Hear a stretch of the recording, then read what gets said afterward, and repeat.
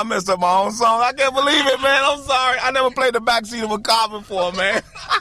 Hold on. It's car con carne. Let's eat in the car. It's car con carne. And now here's the star of our show, James Van Alstyne.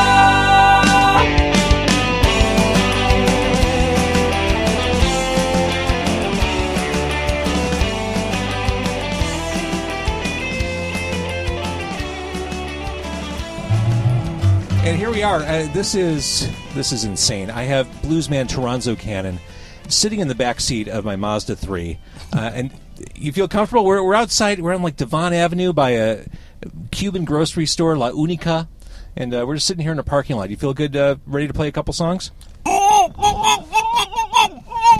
Oh, let me get the gag off my mouth here. Yeah, I'm good, man. We had not met before tonight, and admittedly, you felt there was something weird about jumping into the strange man's car and performing for him in the back seat. This is pretty okay, right? I can dig this. All right. Yeah, I can dig this. All right, so what are we going to start with before we dig into our food? What are you going to play? A little song called "Walk It Off." Now, this is on the new album, The Chicago Way. Yes. This is like a modern version of Backdoor Man. This is wife swapping gone horribly wrong. Yeah, in a way, yeah. Yeah, one of the stories, yeah. I love it. All right, this is such a great song. Walk It Off, Toronzo Cannon, live from the backseat of my car on Car Con Carne. Okay. There.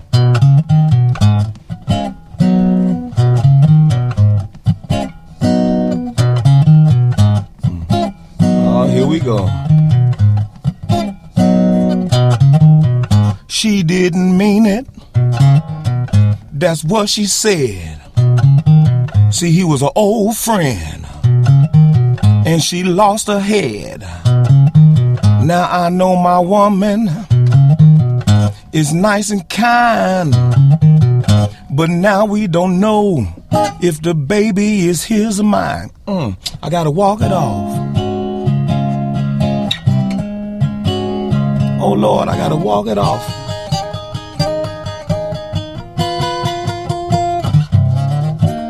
The feeling so strong, might do something wrong, so I'ma just walk it off.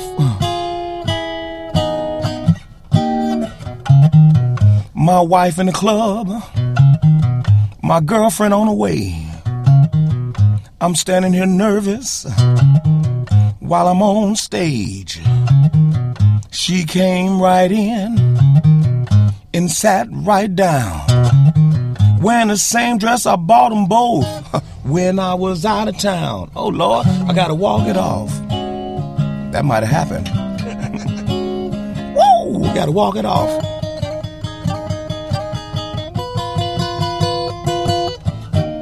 The feeling so strong, might do something wrong, so I'ma just walk it off.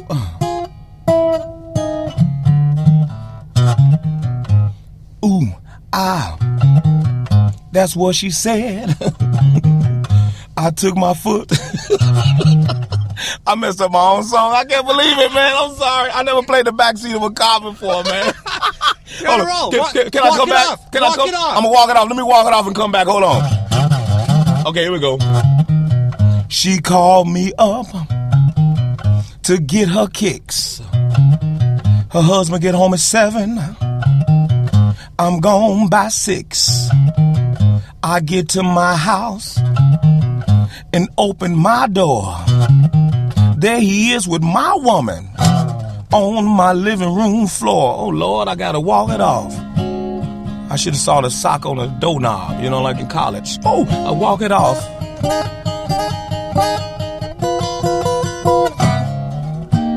The feeling so strong, might do something wrong, so I'ma just walk it off. I got one more. Can I do one more? Yeah. I pulled a knife. She pulled a gun. Oh, and looked at me like I should run.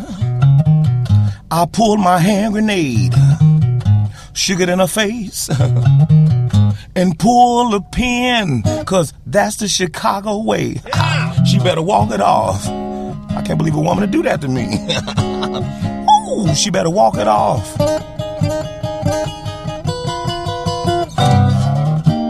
The feeling so strong, might do something wrong, so I'ma just walk it off. Hey.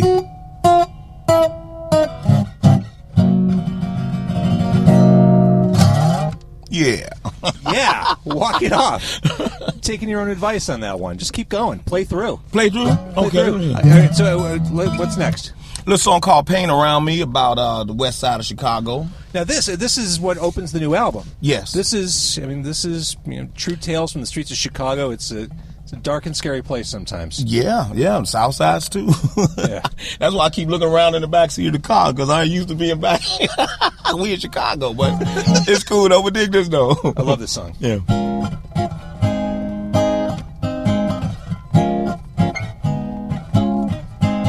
Oh.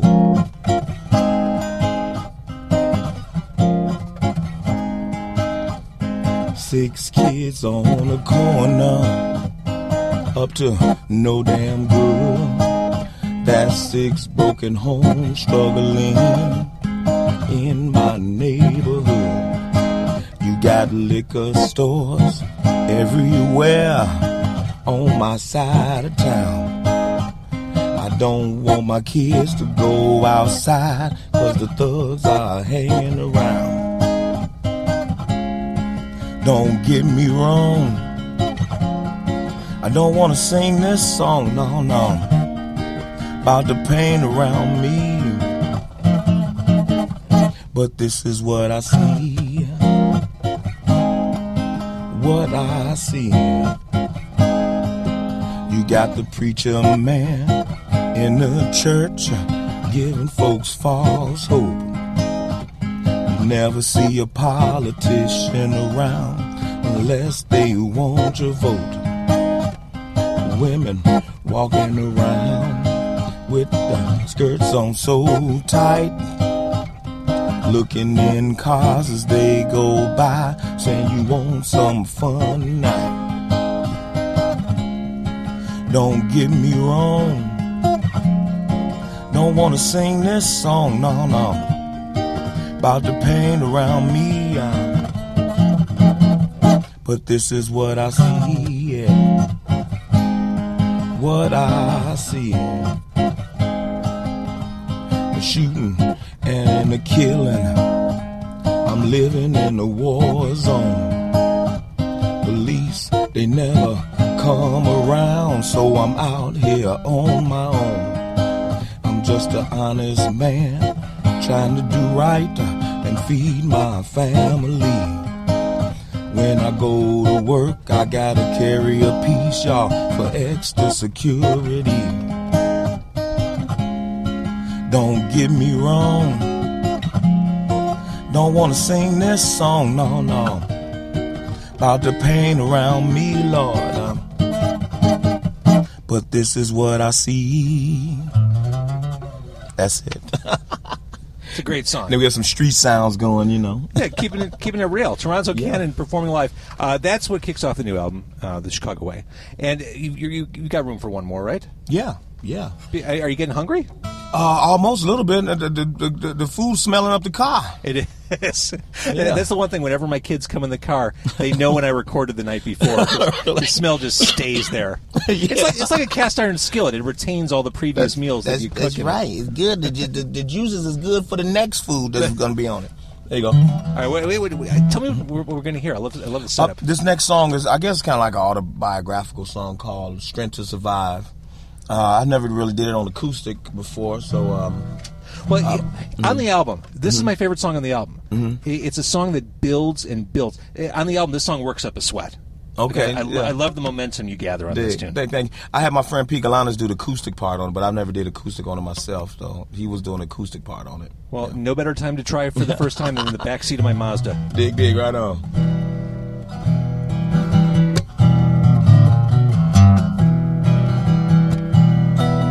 Things are not always what they seem. See, real life is getting away with my dreams. I get a little taste, what I feel, but get a little taste, a heavy dose, sorry, of what is real. I feel tired, left out, and set aside. I'm trying to find the strength, baby, to survive. When I'm looking in my mirror, don't like what I see. I see a broken man staring right back at me. A plan, that's what I need, and a little good luck to see me through when times get rough. Hey, I feel tired, left out, and set aside. I'm trying to find the strength, baby, to survive. See, my woman and bills are in my face. They both worry me and wanna be paid. I ain't got much, baby, but it's more than you need. So don't forget, yeah, you were the one to pick me. See, I feel tired, I feel left out and set aside. I'm trying to find the strength, baby, to survive. This is what I did, though.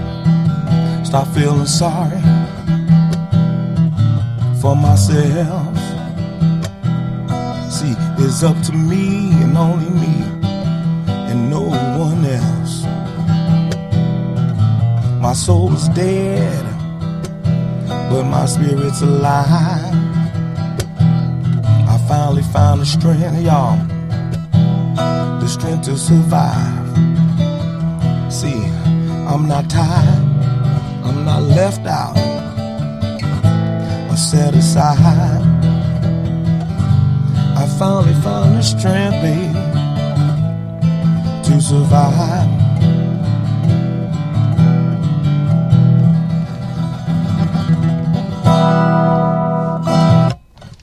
That right there, that is why people love you and are saying such great things about you. That song, that performance, this new album.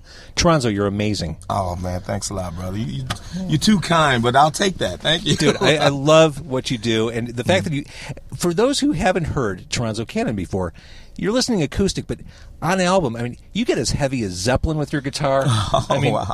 You're a powerful guitar player, so it's really interesting to hear you take it down to this kind of sound. Thank you. Pretty darn cool.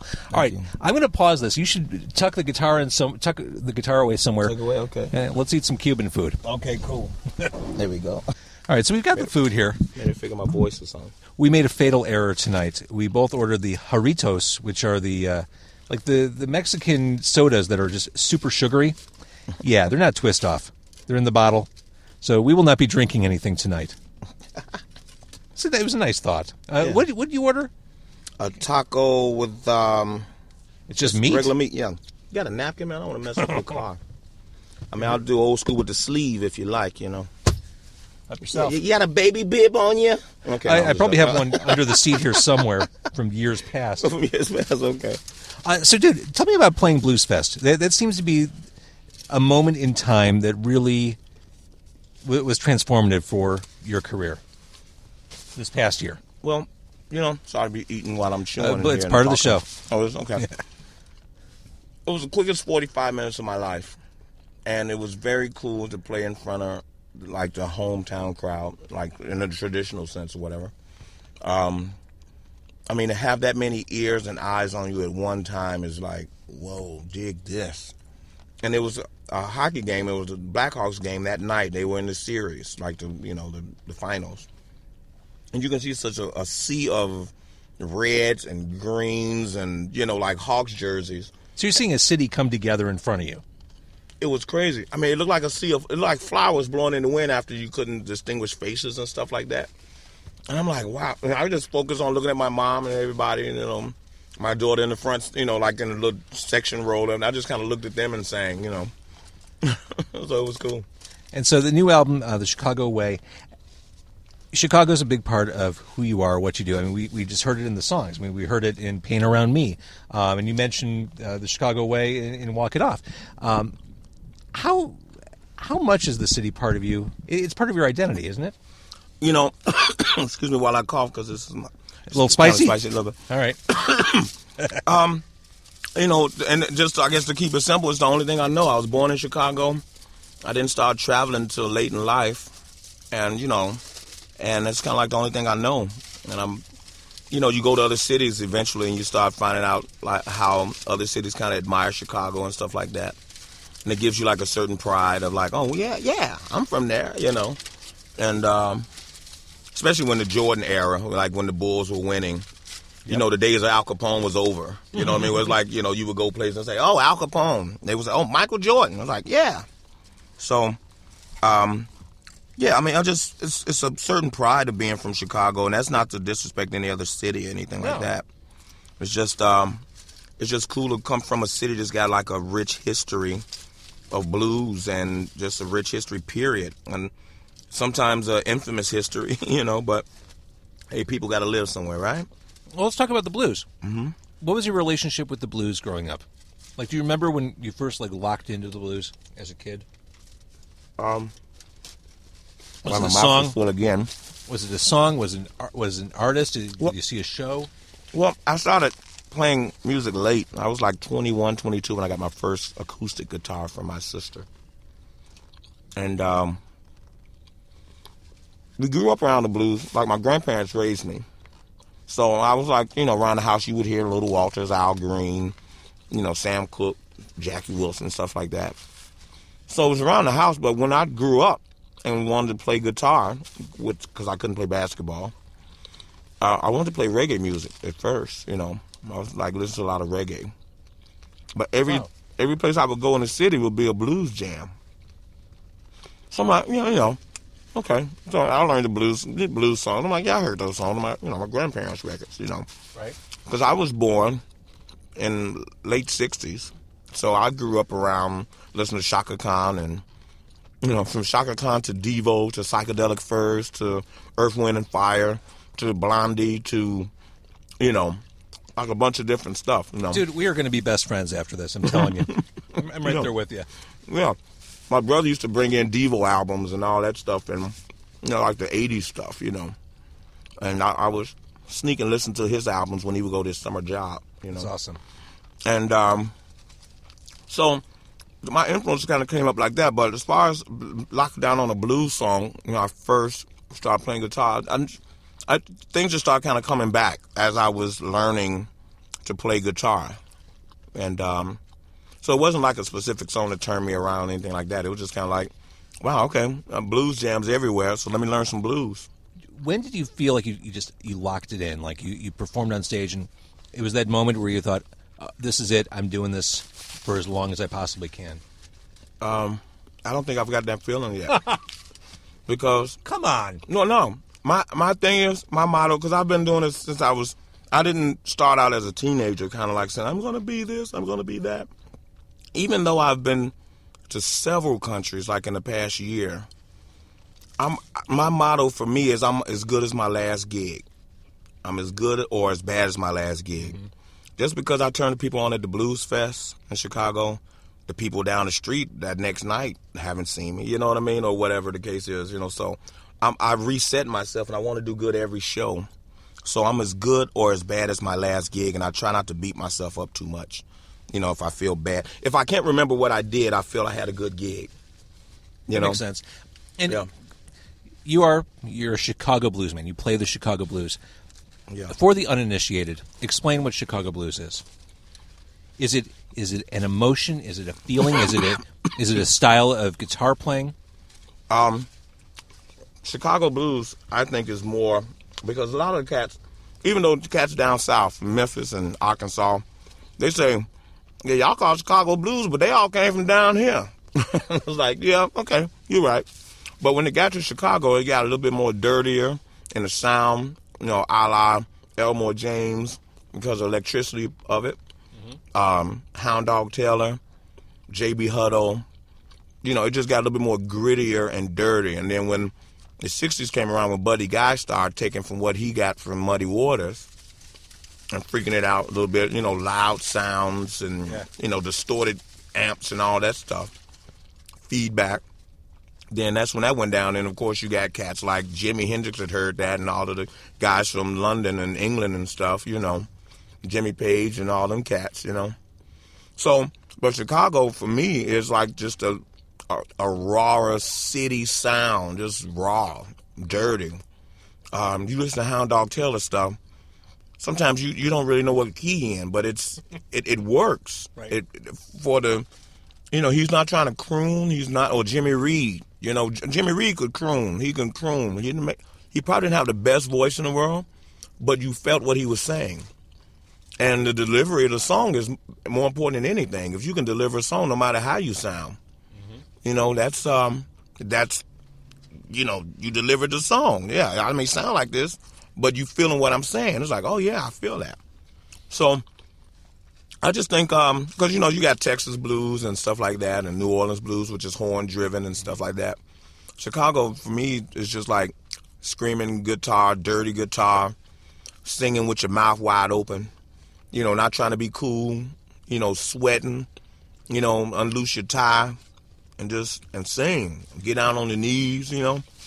Not trying to be cool. That is totally the Chicago way. Yeah. That's it. Yeah, you just do what you do. And if people think it's cool, hey, right on. Thanks for thinking it's cool. You know. You mentioned horns in the context of New Orleans. Fine Seasoned Woman on the new album. Mm-hmm. I love the horns on that song. Oh yeah. Yeah, that was Brother John. He run the jam at Buddy Guy's every other Monday with Jimmy Burns. He brought in some horns because I visited some horns on that particular song.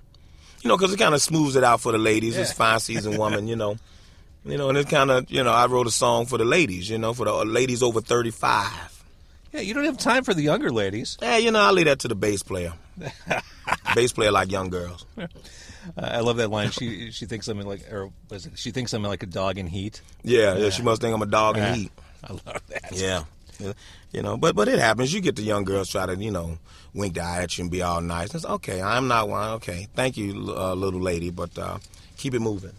Keep it moving. Yeah, bring your mama around. You know what I mean? That's right. There's another song I really like. I like the whole album. But, Jealous Love. Oh yeah. You have these backup singers on there.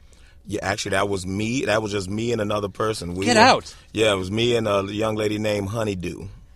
Because that really adds a cool dimension to that song. Yeah, I sang 3 vocal parts. Get out. That's so cool. And she sang 2. Yeah. Well, it totally worked. Yeah, it was cool. I was like, wow, dig me. You know, they gave me my key. That was on the piano. Ding, ding, ding. Sing like the ding. I'm jealous, love, ding. You know, but it was cool. Very cool. This Cuban sandwich is kind of delicious. I know you're not a pork fan. Mm-hmm. It's very buttery. Buttery? Which means it's clearly healthy and good for me. Yeah. Did you hear that? Mm-hmm. That was arteries clogging right there. That's right. I feel my hypertension rising by the millisecond right now. some mighty sensitive microphones you got there. I can hear your arteries clogging. No, but it's cool because I'm back here getting down too. But it's really spicy? Oh, it's got a little lemon stuff that they put on. For some reason, they put a lemon on it. And this is a really unusual place in that it is a cafeteria tucked inside a Cuban or Mexican grocery store. You would never know walking past on the street that they actually have a full menu in there. You know, I think it's a neighborhood thing of those who know. You know what I mean? And when you walk in looking like a tourist, they say, "Oh yeah, you're not from here," you know. But isn't that what makes Chicago awesome? Yeah. Places like this. A little neighborhood joints, yeah. Mm-hmm. I love it. This food's good. Yeah. They're not big on customer service. They didn't have patience for me, I don't think. No, not much. You know, it's the delivery. They delivered the food, we delivered the money, and then we sit in the backseat of the car getting down. And you delivered the blues. Yeah. So the question of the future of the blues, how does the blues move forward in the 21st century? So many legends have passed. Others are getting up there in age. How do we keep the blues going? We as a city, we as a culture of music fans? By I think by not singing the same old songs over. As artists, we should do our part as trying to write original songs. You can only do Sweet Home Chicago so many times. You can only do Mojo Working so many times. You can't do it, in my opinion, like the Masters. Right. Those guys did it. I mean, I want my song "Jealous Love" or "Pain Around Me" to be a some kind of sing-along song or something like that. Write engaging songs, not songs just patronizing the audience. I'm just walking down the street, shuffling my feet to the beat. Put some thought in the songs. I know back in the day, like in the 50s and stuff, Sonny Boy Williamson, they would have songs that they just kind of made up on the fly, and you know they made them up on the fly. But, okay, they had a certain, panache or something to it. They had what's that word? I like to say the word, je ne sais quoi. Oh, yeah. I love when you speak French to me. Yeah. I picked up a little bit here and there, But, it's got a certain thing to it where it's like, okay, that's Sonny Boy, and that's, at that time, from their era, maybe rhyming words was the cool thing, the hep cat thing, hey, cool, daddy, da-da-ba, whatever, and they would just rhyme regular words. But nowadays, put some thought into your stuff and don't belittle your audience intelligence. Put an engaging story to it, Even if you just kind of rhyming words, those words before the rhyme, put some thought into it. So as artists, we need to do that. As the consumer, I guess, of course, demand from your radio stations, I want to hear more blues on this and da-da-da. I want to, this is what I want. I mean, Chicago should have a blues radio station like 24 hours. Without a doubt. I feel like a lot of people in Chicago, if not the city, but a lot of people in Chicago pay lip service to the blues, but don't fully commit. Yeah. So to your point, 24/7. But when you go over to Europe, man, I'm not saying American audiences are less, like they like the blues less. But, they don't get that all the time. I mean, I guess some Americans, sometimes maybe we take it for granted because we can go to a blues show. Yeah. Especially in Chicago. Maybe in some parts of America, you can't just readily go, walk down the street or take a bus or a 20-minute drive to go hear some blues. Maybe someplace in, I don't know, North Carolina, maybe they don't have blues clubs or something, or some other places. Des Moines, Iowa. Yeah, maybe you can't get blues 7 nights a week in some places in America. But I know, like overseas, I mean, cats drive 2 hours. 3 hours come to hear you play, and it's, oh my God, I love your music. It's so true. Europe has such a unique perspective on the blues. I'm in the middle of reading Keith Richards' biography, Life. Oh yeah, which I am drunk, stoned, messed up just from reading. That's the way I felt looking at the Doors movie. Oh yeah, how about it? And I saw it 9 times. 9 times. The Doors movie, Val Kilmer and all that stuff. Were you trying to win a contest by watching? No, it just made me feel high, and I don't get high. The Keith book is like that, but I mean, his appreciation and just the way he speaks of the blues, as opposed to everything else in the book, there's such a reverence. Yeah, and that's, I mean, these guys are the archetypes of modern rock and roll, and it's all about the blues. Yeah, that appreciate, and I'm sure you've seen the Stones, Muddy Waters checkerboard show. Oh yeah, watching those guys who are like. Yeah, hello, I'm taking a picture selfie here. Love it. There we go. All right. Okay. Watching these guys who are rock and roll legends looking like little kids on Christmas morning being on stage with Muddy. Like any other day of the week, Mick Jagger's the coolest guy in the room. Yeah. On stage with Muddy, he looked goofy. Yeah. And that's and they like you say, the respect factor is just so great, and they didn't play with it. I mean, they took it what they had, and what I particularly like about the Stones is they, as my grandfather say, retch back. They retch back and grabbed up Howlin' Wolf and Muddy Waters and let cats know this is where we got it from. Or reach back, retch back. But so that was what I thought that was real cool that the Stones would do that, Oh yeah. But it's Jimmy Burns said a long time ago, he said, we stand on the shoulders of giants.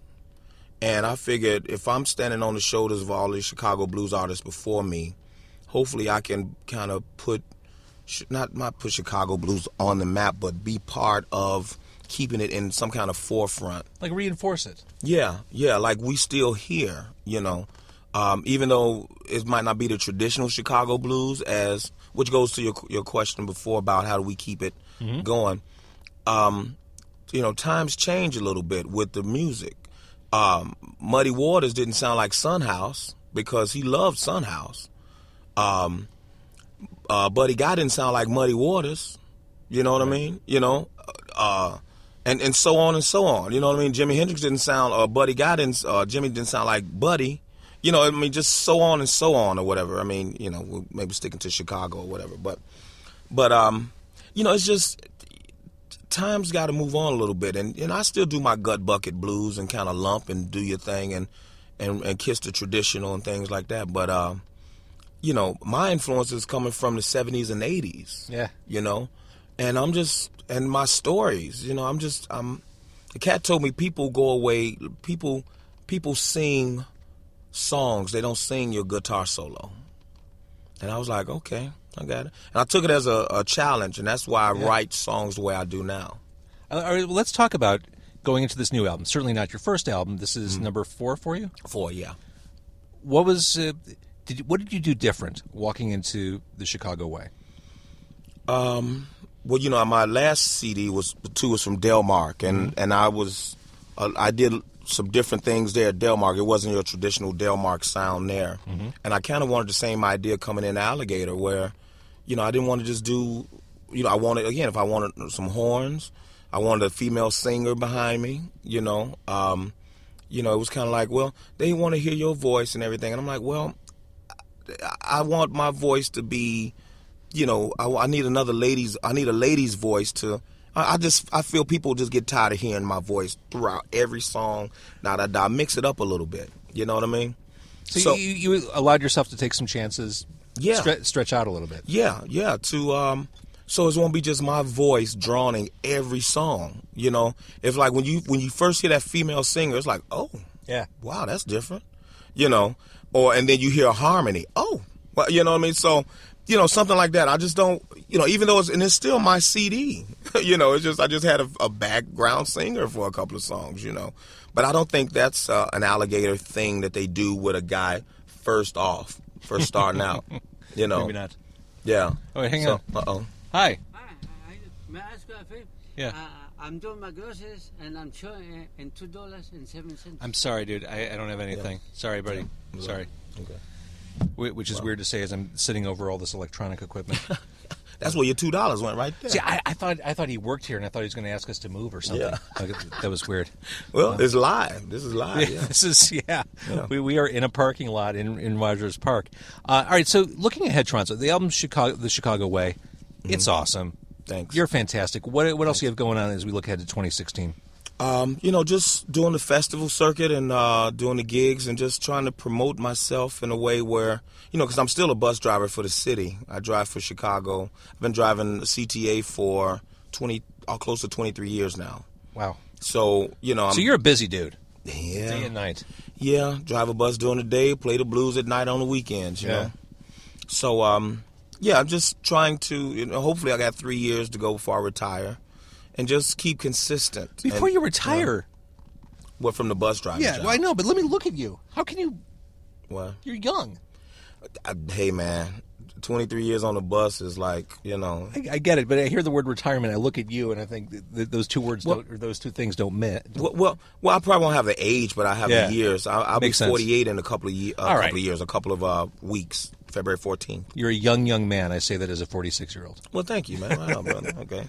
All right. The new album, The Chicago Way. Toronzo, thank you for taking a chance on this little podcast, jumping in a car with an absolute stranger and performing. You sounded great, and best of luck and success in 2016. Right on, brother. And it is Car Con Carne. If you like what you hear, if you tolerate what you hear, if you appreciate what you hear, let a friend know. CarConCarne.com, on Twitter, @CarConCarne. Toronzo Cannon is fantastic. Thank you so much for listening. Cool. See y'all later.